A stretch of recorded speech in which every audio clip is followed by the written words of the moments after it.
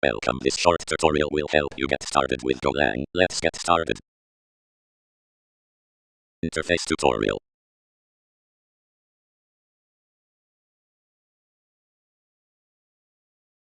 We will store nil, bool, int, float, complex, string and map, string, describe will print the value and the type. Stick around, results at the end of the video.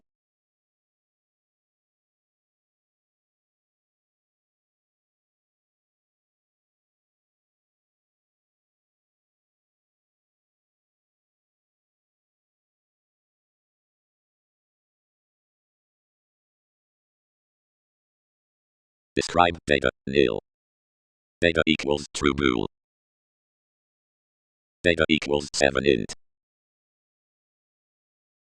Data equals 41,000.32 float. Data equals complex. Data equals Mars string.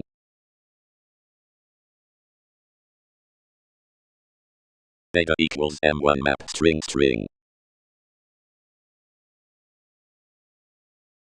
Function to print data's value and its type.